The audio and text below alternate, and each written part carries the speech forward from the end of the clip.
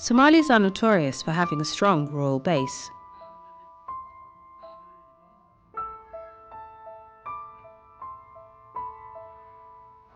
From the language to culture to livelihoods, the rural base serves as the most central pillar to life in the Somali regions.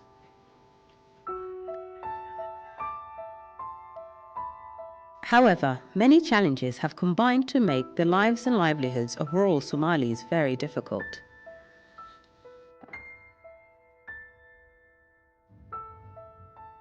For example, the energy needs of rural communities in the Somali inhabited regions of the Horn of Africa is very much unmet.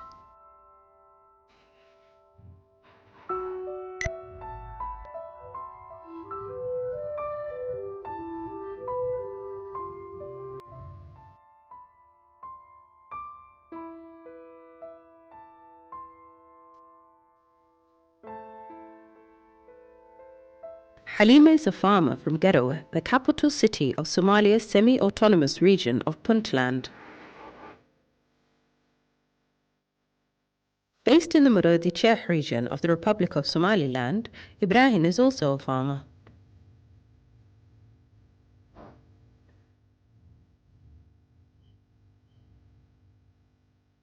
As farmers in predominantly pastoral areas, securing a sustainable and affordable source of energy has been a tremendous challenge for both.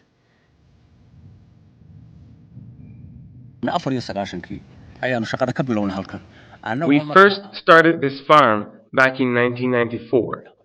Because we had just returned from a refugee camp, we had nothing. Once established, we used to water the farm by hand until 1996 when we constructed our first well. From then on, we used small water pumps on the farm. But the well is very deep, so you can imagine the amount of fuel that we've used over the years. These water pumps are also not very durable, so we've had to purchase a new one every year.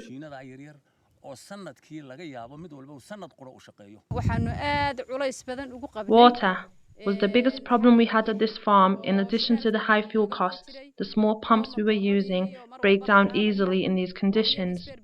And it's not like we can simply purchase spare parts around here for the machines. So we would have to buy a new one, costing us from $350 to $500. By the time you've been able to gather up the money for another machine, most of the farm has already died from dryness.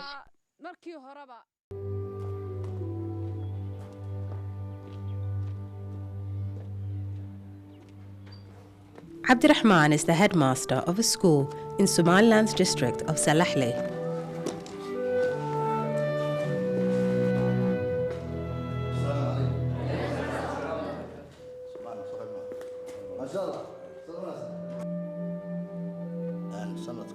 As a schoolmaster, the biggest problem I had here was our filing system. It was all done manually, and it was very messy because we're not trained in school administration. For example, we were registering our students using large files that were difficult to maintain and update.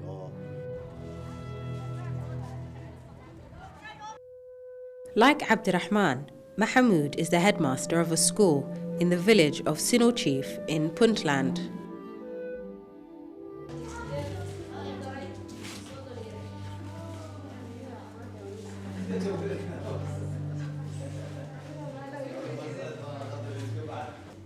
We had a dilemma. Because we did not have electricity, the school could only stay open for business during the day.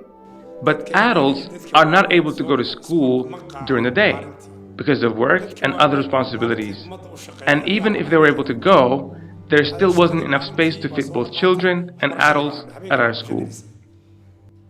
Although their energy needs differ from that of Halima and Ibrahim, they are in an equally desperate struggle to meet the energy needs of their respective schools.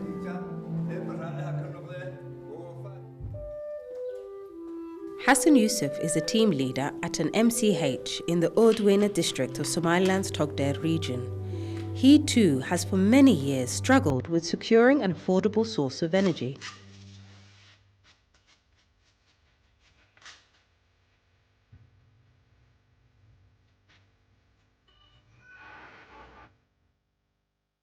The lack of energy has affected the output of the productive sectors like agriculture and livestock.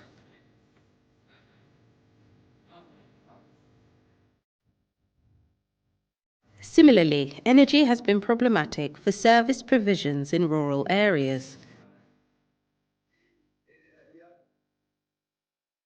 The Somali chapter of the Adventist Development and Relief Agency, better known as ADRA, is part of the ADRA's network's development and relief agencies in 125 countries.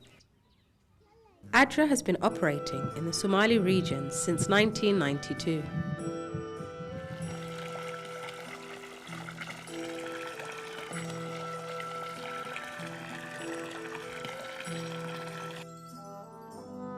ADRA has throughout this period implemented over 60 projects in 8 different sectors, including water, primary health care, education, food security, infrastructure, institutional capacity building, micro-enterprise development, and emergency response interventions. Fully aware of the challenges faced by target communities, ADRA designed, planned, and recently concluded the implementation of the Somali Energy and Livelihood Project.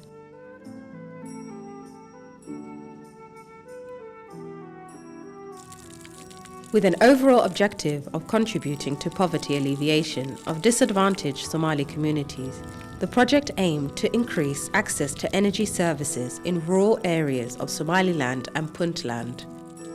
The project started in 2007, in November. The concept behind it was to address the energy needs to meet productive end users in Somaliland and Puntland. We know that Somaliland and Puntland are blessed with the energy resources like solar, like wind, and biomass. So we came up with the idea of trying to use this resource of solar and wind to be able to meet the productive needs of the Somali people in these 2 regions. During the initial phase of the 3-year project, ADRA conducted a survey intended to establish baseline data on target areas upon which to implement the project on the ground. We surveyed many sites, many sites, schools, MCH, that's rural health clinics, water points, in order to identify the best possible sites to install the systems. Following the assessment, ADRA initiated the promotion of productive use of alternative energy technologies in target communities.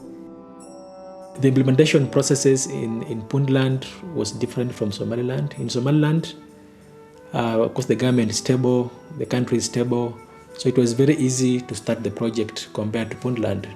So in Somaliland, we were working under the Ministry of Planning then, and His Excellency the Minister appointed a committee, an interministerial committee. We contributed to the construction of the platform as well as the installation of the system. Making our own contribution was very important because if it were to break down today, the whole community would try to help getting it fixed. Not only because of the benefit it has brought to the community, but also because of the sense of ownership we all feel. The project installed a total of 13 wind pumps. In addition to this, the project also installed a total of 50 solar systems, mainly as part of efforts to ensure the delivery of much-needed social services to needy communities in far and difficult-to-reach areas. In schools, panels are powering education services. You find that pupils are able to come back in the evening and learn. Some schools are using computers in rural areas. Some schools are able to conduct evening classes. So we are seeing an upsurge in the number of adult classes, especially in Puntland and also Somaliland.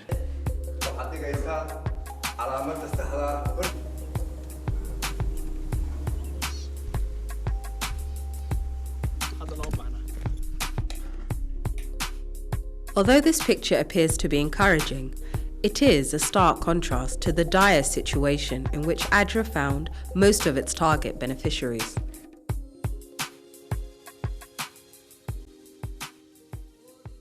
Ibrahim Hussein is one of the farmers who were fortunate enough to be taken on as a project beneficiary. ADRA installed a windpipe that enabled Ibrahim to better distribute water among his crops, thereby substantially reducing the probability of crop failure.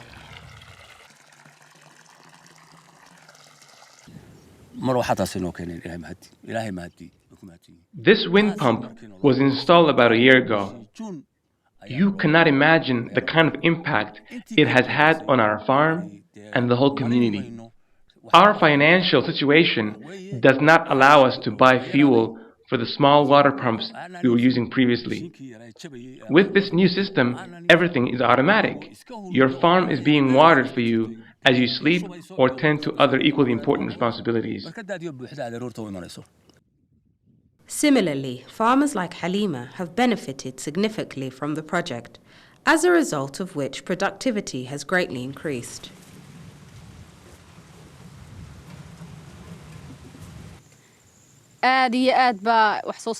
Production has increased a great deal.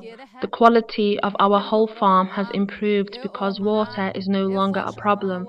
This has also given us the prospect of being able to expand the farm. This is exactly the kind of opportunity we always hoped for. Increasing productivity while cutting costs of production is one of the project's most fundamental goals.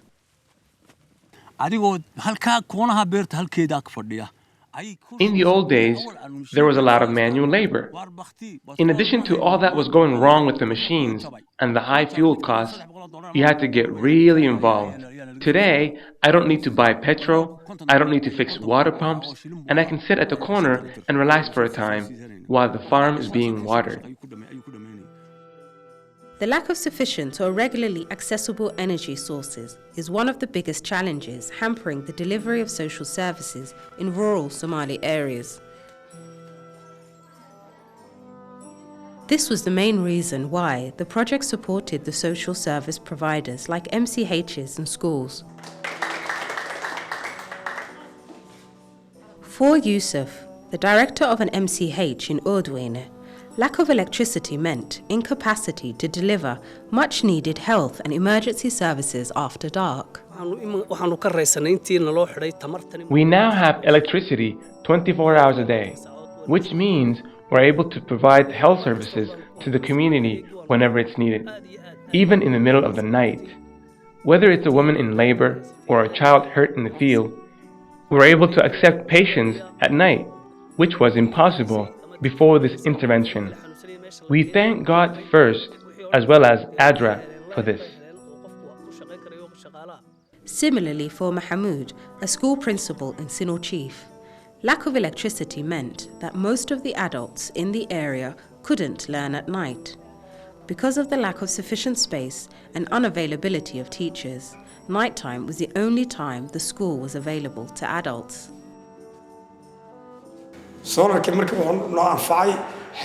This has helped us tremendously. We are now able to teach adults at night without extra costs. We're making use of all that sunlight too. After finishing up their daily chores, mothers can now easily come over to the school and become students at night. This was impossible a year ago. Equally important, improved access to energy has enabled target beneficiaries to take advantage of the information and communication technologies that are available in the urban areas.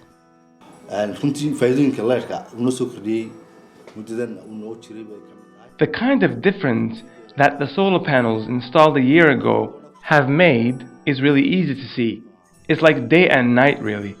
As you can see, I'm using a computer today to maintain and update our files. Only we can feel the impact this has had in our lives, and we are truly grateful.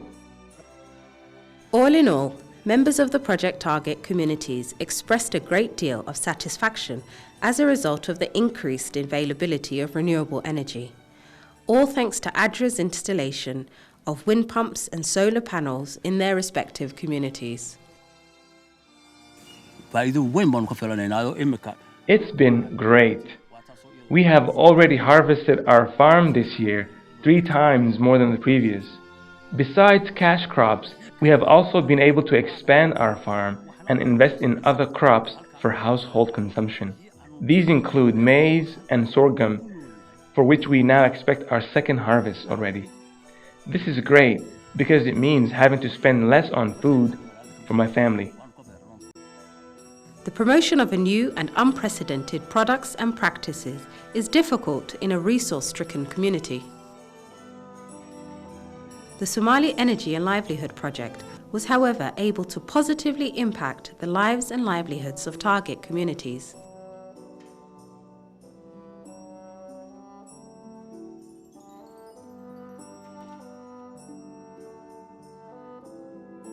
Although the project officially ended in January, ADRA feels that everything doesn't have to fully stop there. We need to continue working with stakeholders to scale up these project activities. We need to scale up use of solar in schools and rural health clinics, because there are many clinics, many schools which qualified, which met the criteria, but were never selected because also the limited resources we had. So we need to look for more resources to scale up and also encourage other organizations to come forward and support the initiative. Equally ambitious about increased adoption of the use of alternative energy sources in their areas, target beneficiaries urge the private sector and non-governmental agencies to also get involved.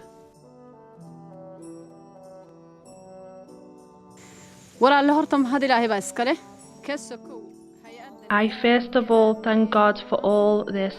Secondly, we are grateful to ADRA for this service and everything else the agency brings to this community. We are encouraging them to continue supporting our community like this. I'm also encouraging other agencies to bring this kind of support to the community, support that brings real results.